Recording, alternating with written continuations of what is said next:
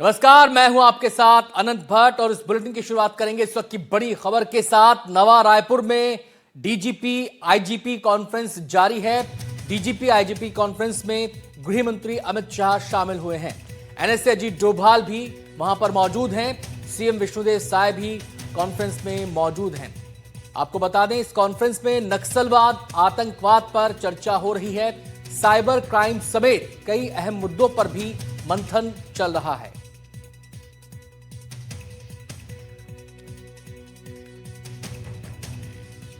तो DGP IGP conference में शामिल होने के लिए गृह मंत्री अमित शाह पहले ही पहुंच गए थे। वो इस समय कॉन्फ्रेंस में मौजूद हैं। सीएम विष्णुदेव साय मौजूद हैं। इसके अलावा आपको बताएं कि जो मुद्दे हैं वो है नक्सलवाद, और नक्सलवाद का मुद्दा छत्तीसगढ़ के लिए बेहद अहम है। हालांकि नक्सलवाद की जो स्थिति है, सुरक्षा बलों के ऑपरेशन के कारण नक्सलवाद अब अपनी आखिरी सांसें लेता हुआ प्रतीत हो रहा है। ये कॉन्फ्रेंस ऐसे समय में हो रही है जब नक्सलवाद के खिलाफ एक के बाद एक सफलता हमारे सुरक्षा बलों को मिल रही है, चाहे वो मुठभेड़ में बड़े नक्सलियों का मारा जाना हो या फिर बड़े नक्सलियों का सरेंडर करना हो। एक तरफ ये पहलू है नक्सलवाद का। इसके अलावा आपको बताएं कि आतंकवाद भी इस कॉन्फ्रेंस में चर्चा का मुद्दा है, उस पर भी मंथन होगा। और ये कॉन्फ्रेंस ऐसे समय में हो रही है जब हाल ही में दिल्ली में कार धमाका हुआ था, जिसकी जांच चल रही है, और आतंक के जो चेहरे हैं उस धमाके से जुड़े, उस साजिश से जुड़े, उनकी लगातार धरपकड़ जारी है और व्यापक स्तर पर जो एजेंसी हैं वो अपना काम कर रही हैं। ऐसे में नक्सलवाद हो, चाहे आतंकवाद हो या फिर साइबर क्राइम हो, साइबर क्राइम भी एक बहुत बड़ी चुनौती बनकर सामने है।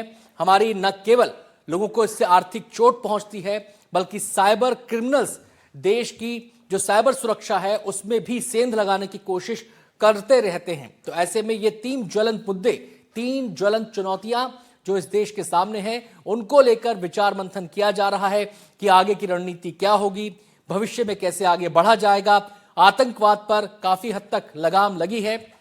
बीते अगर एक दशक की हम बात करें तो अगर हाल फिलहाल की बात करें तो दिल्ली धमाका ही सबसे बड़ा हमला है इस दौरान, लेकिन जांच उसकी जारी है और जो उससे जुड़े मोहरे हैं उनको पकड़ा जा रहा है। अगर नक्सलवाद की हम बात करें तो नक्सलवाद के खिलाफ लगातार कामयाबी मिल रही है।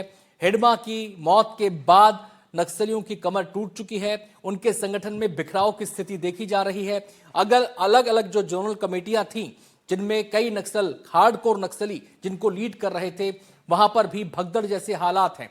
एक बड़ा तबका नक्सलियों का ऐसा है जो सरेंडर कर चुका है या फिर सरेंडर करने का मन बना रहा है। नक्सलवाद को लेकर सरकार की दो टूक नीति है कि या तो आप पुनर्वास योजना में शामिल होइए या फिर सुरक्षा बल आपको जवाब देने के लिए आपकी भाषा में तैयार है। तो ये जो कॉन्फ्रेंस है डीजीपी की, आईजीपी की, ये आंतरिक सुरक्षा और आतंकवाद और नक्सलवाद के खिलाफ जो मुहिम चल रही है, साइबर सुरक्षा, इन तमाम मुद्दों के लिए बेहद अहम है। सीधे हम रुक करेंगे, हमारे संवाददाता नीलेश हमारे साथ जुड़ गए हैं तमाम जानकारियां देने के लिए। नीलेश, एक बेहद अहम कॉन्फ्रेंस है ये, और ऐसे समय में हो रही है जब एक तरफ नक्सलवाद खात्मे की ओर है और दूसरी तरफ दिल्ली में हाल ही में धमाके हुए।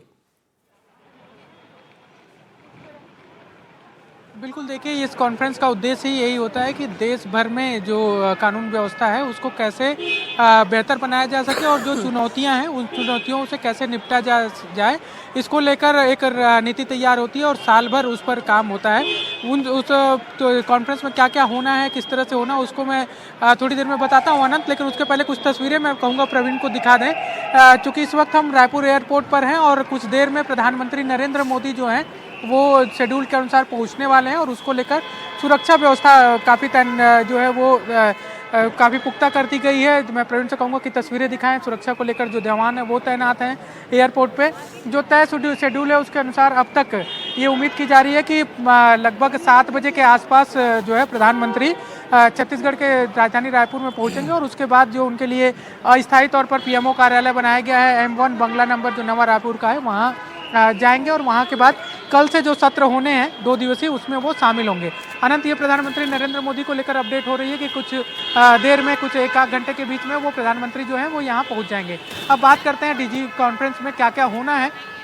देखिए लगभग 36 राज्य जो हैं उनके डीजी, आईजी और पहली बार इस बार एसपी रैंक के अधिकारी भी पहुंचे हैं ये अधिकारी जो हैं वो अलग अलग उनका सेशन होगा, करीब 6 सेशन होने हैं। 6 सेशन में वो प्रेजेंटेशन देंगे। एक एक घंटे का समय जो है एक एक राज्य को मिला हुआ है, और एक एक राज्य जो है अपने यहाँ की जो चुनौतियाँ हैं, वहाँ पर जो काम कैसे किया जा सकता है, कानून व्यवस्था को लेकर उसके क्या सुझाव हैं, और किस तरह से एक नीति बनाकर देश भर में एक पुलिस जो है, एक राज्य की पुलिस दूसरे राज्य को मदद कर सकती है, इन सारे मुद्दों पर चर्चा होगी। और खासकर जिसका जिक्र आप थोड़ी देर पहले कर रहे थे कि जैसे नक्सल समस्या को लेकर जो एक टारगेट दिया गया है, समय सीमा है 26 जो है 2026 का 31 मार्च तक, उस बीच में कैसे समाप्त कर दिया जाए। तो उसके जो राज्य हैं जो नक्सल प्रभावित हैं, जैसे छत्तीसगढ़ है, महाराष्ट्र है, मध्य प्रदेश है, तेलंगाना है, आंध्र प्रदेश है, उड़ीसा है और झारखंड है, जो मुख्यतः अभी सबसे ज़्यादा प्रभावित राज्य हैं नक्सल समस्या को लेकर, उनमें कैसे आपसी गठजोड़ करके आपसी सहमति बना के, समन्वय बना के ऑपरेशन किए जा सकते हैं।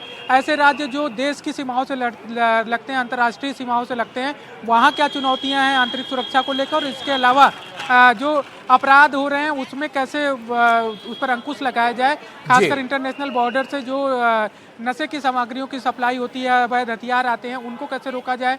और इन सब के अलावा देश भर में जो सबसे बड़ी आज एक सबसे बड़ी समस्या बनकर आया है वो है कि जब तकनीक अपनी चरम पर है, एआई जैसा उपयोग हो रहा है और इसका उपयोग अपराध में किया जा रहा है, तो उसको कैसे रोका जा सके, साइबर फ्रॉड को कैसे रोका जा सके, ऑनलाइन क्राइम जो हो रहे हैं उनको कैसे रोका जा सके, इस पर सभी राज्यों के जो बिल्कुल नीलेश, आप नजर बनाए रखिए। बहुत बहुत शुक्रिया फिलहाल आपका इस जानकारी के लिए। हमारे संवाददाता नीलेश जो इस समय रायपुर एयरपोर्ट पर मौजूद हैं, आपको बता दें कि थोड़ी ही देर में पीएम मोदी का आगमन होने वाला है इस कॉन्फ्रेंस में हिस्सा लेने के लिए। और जो एक अंदाजन जो समय बताया गया है वो ये नीलेश की तरफ से कि 7 बजे पीएम मोदी रायपुर में लैंड कर सकते हैं और उसके बाद फिर वो आगे बढ़ेंगे।